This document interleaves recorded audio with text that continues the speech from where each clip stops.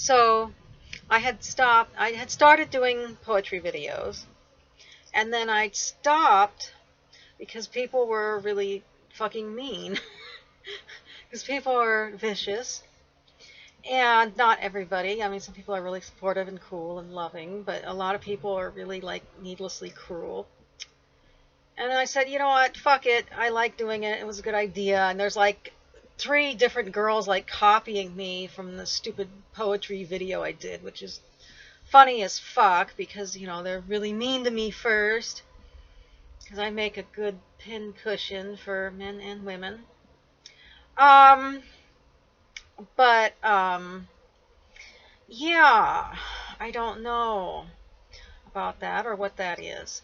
But anyway, this is called Soliloquy in an Ebon Tower by Clark Ashton Smith, and a loved one had recommended that I do this one, so this is what I'm doing.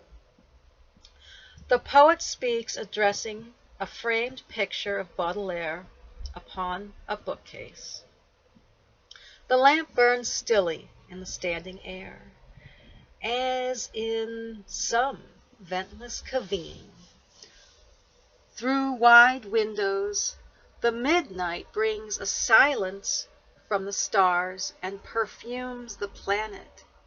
Dreams in sleep, the hounds have ceased to bay, and the cicadas to play their goblin harps.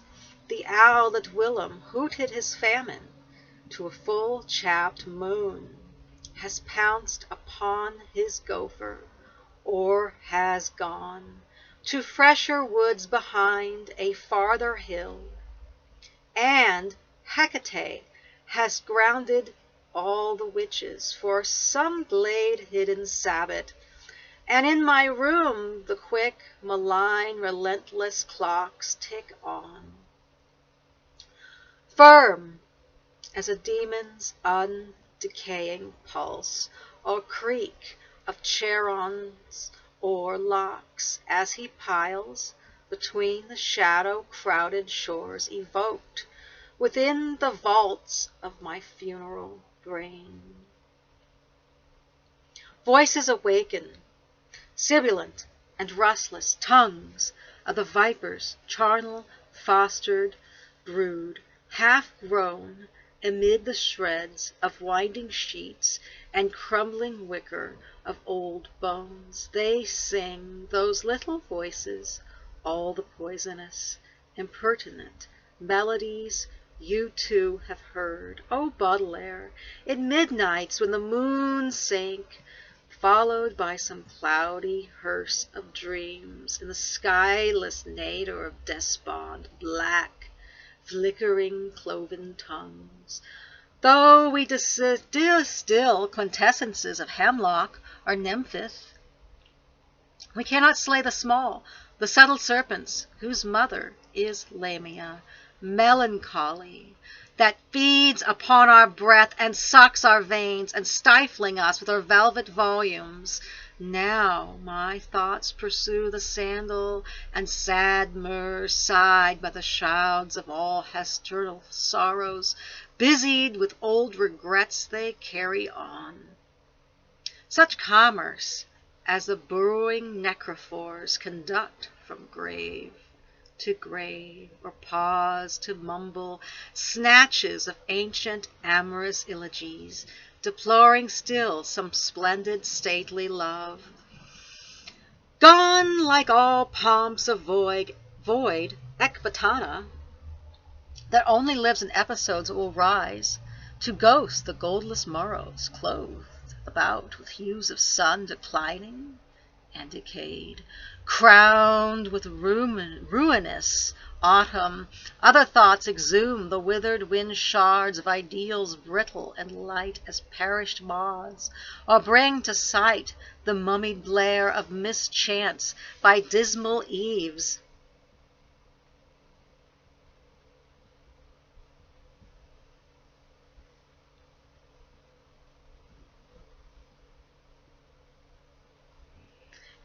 And moons disastrous flying. Their vans have darkened on beloved deaths.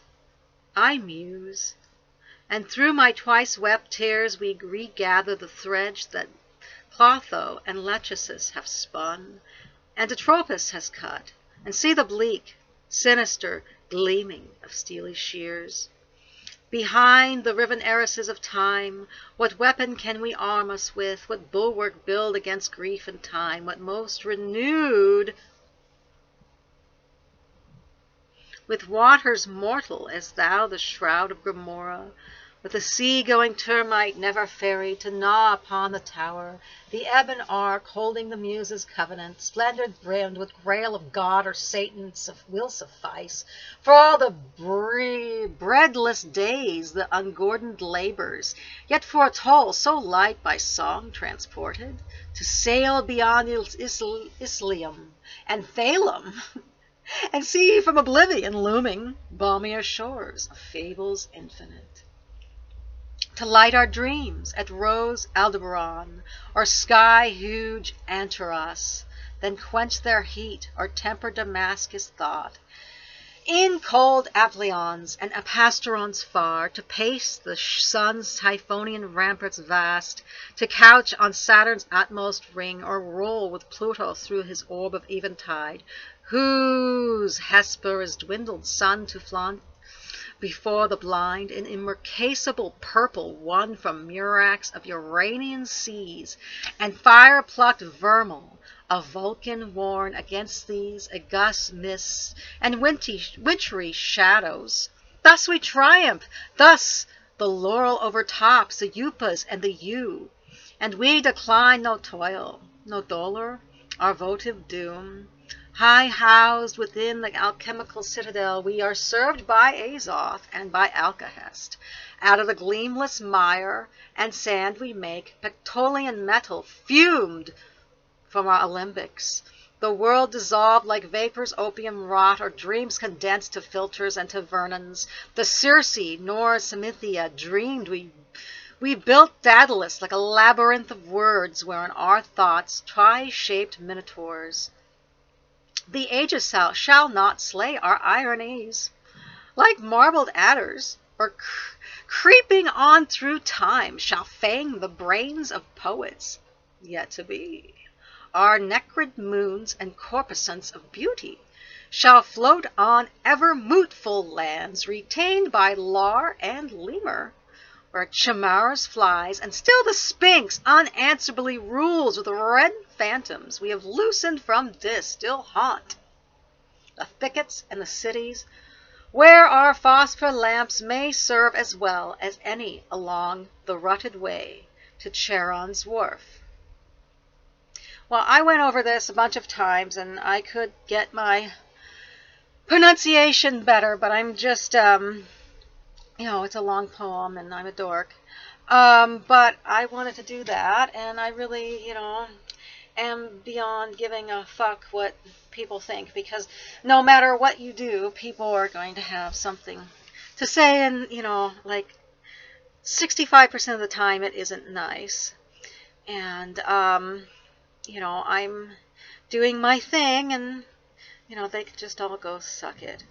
So there is that. People sucking it, and yeah, I will do I don't know, I will try to do these once a week and just see where it goes.